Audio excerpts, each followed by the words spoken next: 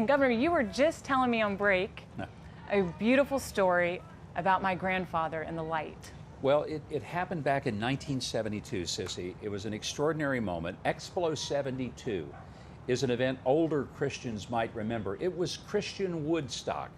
Campus Crusade for Christ billed it as a youth evangelism happening, and 100,000 young people from all over the world came to Dallas for evangelism training. And on the final night, Dr. Billy Graham was the featured speaker, and as we came to the Cotton Bowl, everyone was given a little candle and told to hold on. He preached that night on being the light of the world and let your light shine. I'll never forget it. It was such a powerful message. But when he came to the conclusion, he talked about that it was not just somebody else's light, it was yours.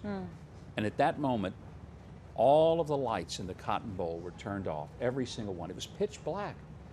And then on the stage, your grandfather lit that candle that he had. He turned to Bill Bright, the head of Campus Crusade for Christ, and he lit his candle. Now there were two. Then they turned to two other people, then two became four, and four, 8, and 8, 16, and pretty soon, just in a very short period of time, every candle in that Cotton Bowl was illuminating the sky, 100,000 candles. It was so magnificent that people who lived around the Cotton Bowl were calling the Dallas Fire Department to report, the Cotton Bowl is on fire. Well, truthfully, it was on fire, but not the way they were thinking. But here's what I remember. Yes, the magnificence of 100,000 candles, that was pretty powerful. But what I remember even more was that as your grandfather spoke and he lit his candle, I was 100 yards away and sitting up in the nosebleed section. But with the lights turned off, the tiny little candle that he held in his hand pierced the darkness. Now let me tell you what that meant for me. I'm a kid that was a nobody.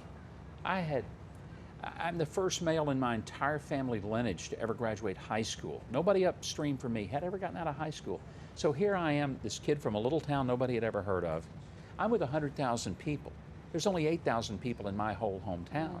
More people were standing in line at the bathroom than were even, you know, in my whole city. And I remember it was as if God dismissed everybody else and he said, when things are really dark, even a little bit of light can change the world. And that message from your grandfather was a seminal event in my life. Wow. As I sit here and tell you about it, it still is very emotional for me to remember. What we've seen today, Cissie, that's what it's been. Every person out here marching, the tens of thousands, they're light. We talk about how bad things are in America, but can I tell you something? The darker it gets, the more valuable, the more powerful your light will be.